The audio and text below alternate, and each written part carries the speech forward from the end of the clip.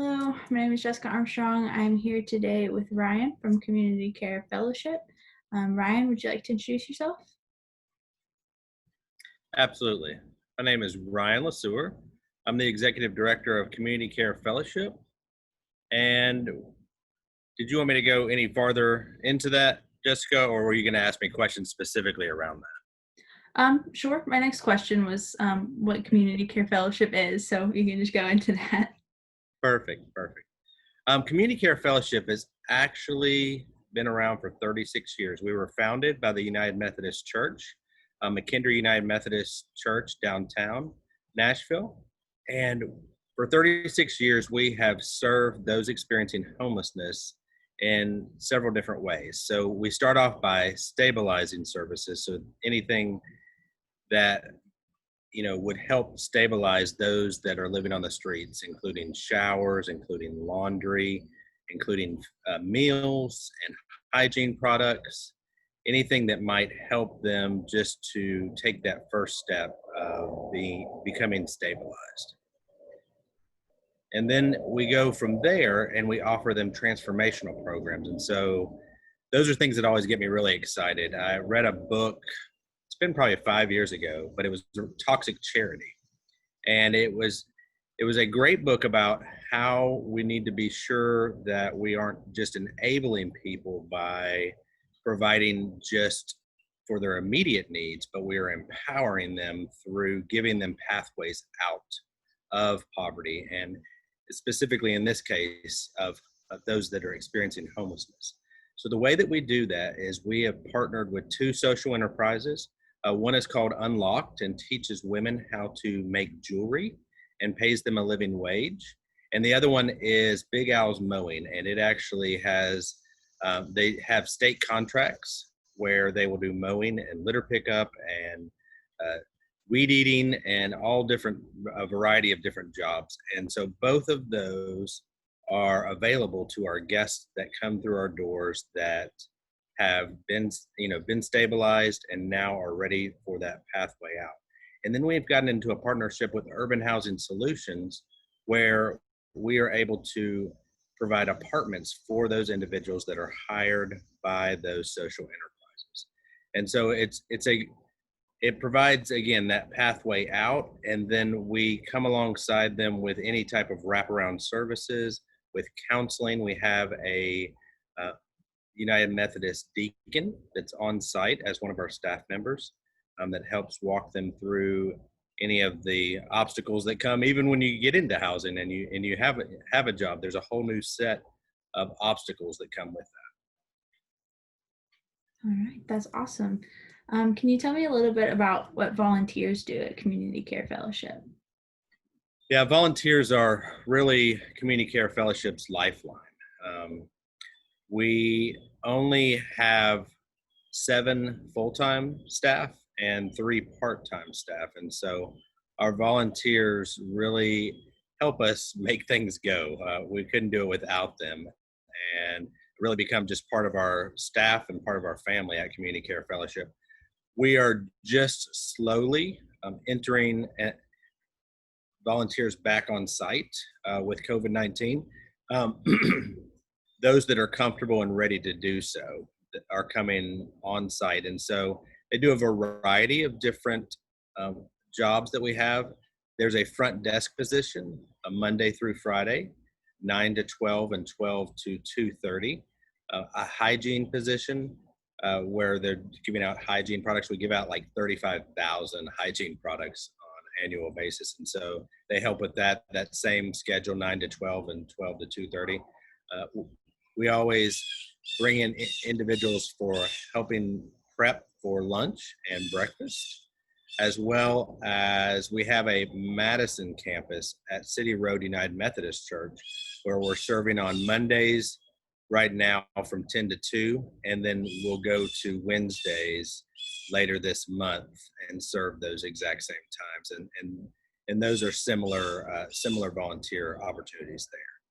One piece that we actually had a couple members from Brentwood United Methodist that did this before they they got sick. Both of them got sick and had to pull away from those positions for a while.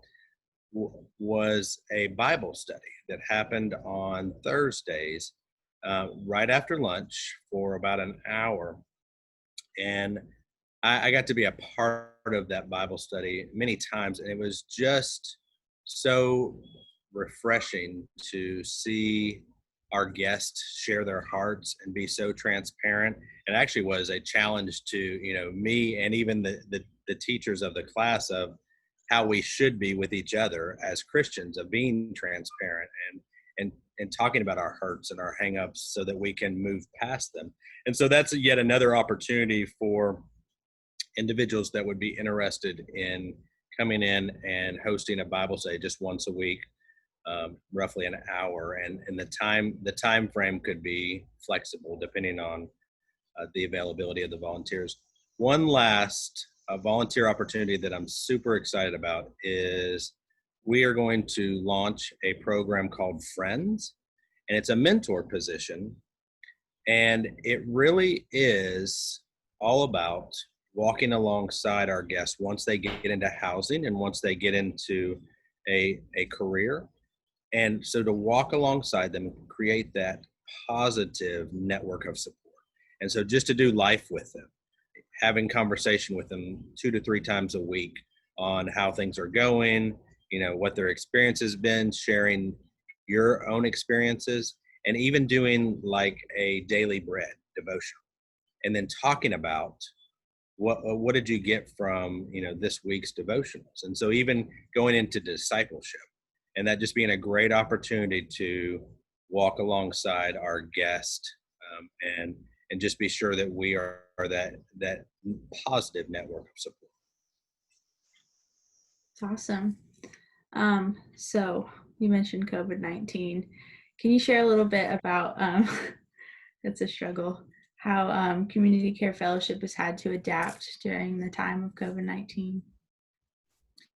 Yes, so we have never closed our doors, and we've been blessed to never close our doors during COVID-19. What we did is we sent all of our volunteers home, and just for their safety, and then we had brought in guests 10 at a time starting off, keeping them socially distanced and providing those stabilizing services. And we were able to do that and still serve 40 to 50 people a day utilizing that method. We've increased those numbers slightly, because it kind of ebbs and flows depending on how many coronavirus cases are currently active. But we are continuing to serve anywhere between 40 and 60 individuals a day.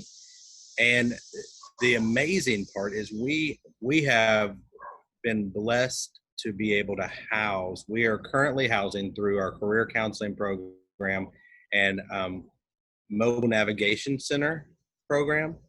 We are housing 24 individuals that are either in apartments or in hotels.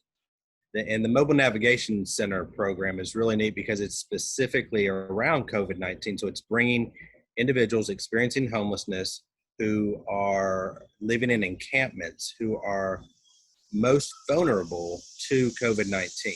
And so we've brought them out of those encampments and into a hotel where both Community Care Fellowship and other nonprofits are working together to establish income, to establish employment, and to help them move into permanent housing after they have been stabilized there at the hotel and the mobile navigation center program. So those are the specific ways that we've been working during the COVID-19 pandemic. It's awesome.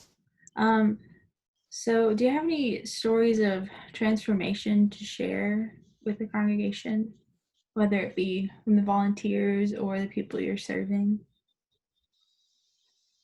That has been really, we've had many different stories of transformation. One that sticks out to me is Arthur. is one of our guests that went through our career counseling program and was hired on by Big Al's, and we were able to get him housing, and it was really just his thankfulness, just him. He even though he is legally blind, he was going out and working hard each and every day at Big Al's, and working his hardest to keep up with everybody else, to show up on time, to do all the right things that he knew that he felt like he needed to do. And so just his work ethic and his kind spirit, even with when he was experiencing a disability, just it just really shows the heart of a lot of our guests, I think. Yeah, I always encourage our volunteers to, if they do nothing else to when they come and volunteer with CCF, is just to sit down with our guest and hear their story. Because hearing somebody's story changes everything. You recognize that there typically are a lot of commonalities between our lives. And that, the stereotypes around people experiencing homelessness, while there's always some truth in stereotypes, that's not everybody that walks through our front door. And Arthur is one of those perfect examples, somebody that was willing to work hard, but really hadn't had the opportunity, had lost his wife a couple years back, and it had been really hard on him emotionally, and struggled to get a job, obviously, with his disability that he had. And so he was just so thankful for us to walk alongside him and provide that opportunity for employment and provide that opportunity for housing. And I can actually, after we're done, if you'd like, I could send you over. We actually did a video with Arthur, just talking about his thankfulness for Community Care Fellowship. Sure, yeah, I'd love to watch that. So I accidentally skipped a question earlier. So what has Community Care Fellowship learned about the provision of God during this crazy time?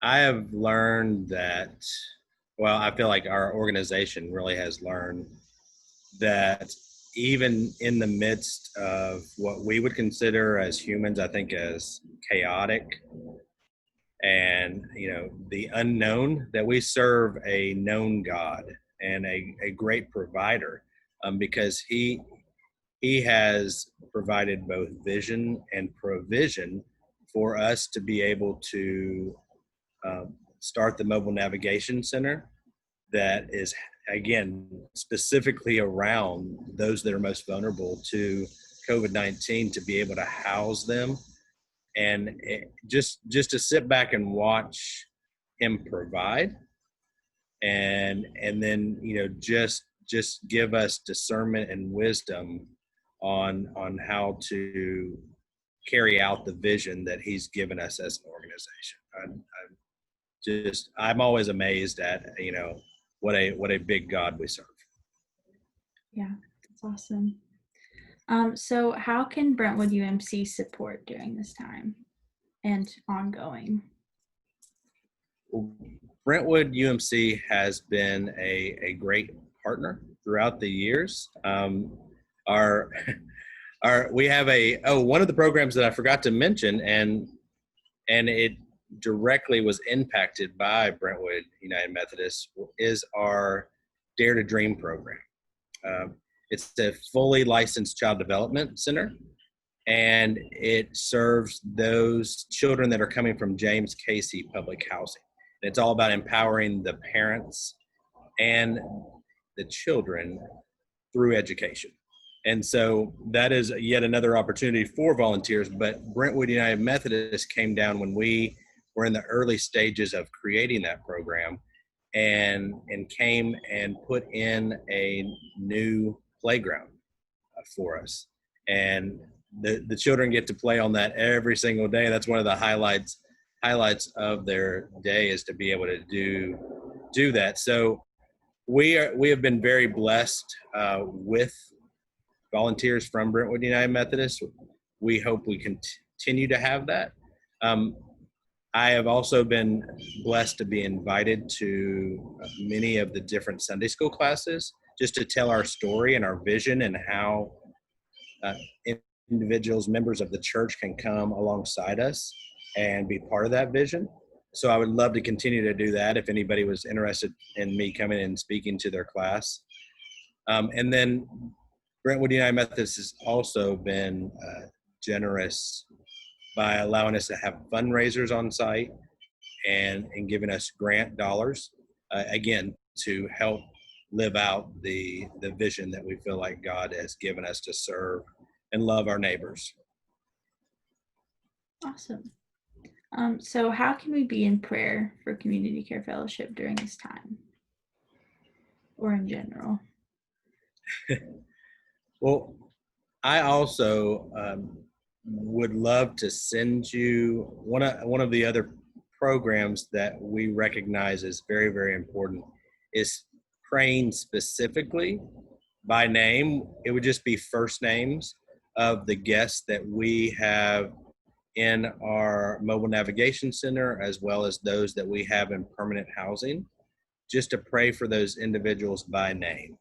I think it's so powerful to be able to do that. And then I would just pray that we are always in God's will, that we are not creating a vision and asking Him to bless it, but that we are stepping into His vision for our organization. And if we need to pivot, we're ready to pivot, but that we would just have the discernment and the wisdom and the protection from COVID-19 of our staff and our guests and our volunteers. Awesome. So that was the last specific question I had. Is there anything else you'd like to share? No, I would just like to thank you, for doing this interview, and then just thank the congregation of Community Care Fellowship, Brentwood United Methodist, for just loving us so well over the past several years in our relationship. Thank you. Absolutely. It was great talking to you today. It was good talking to you too. I hope you had a great weekend. Thanks. You too. Have a great week. You do the same.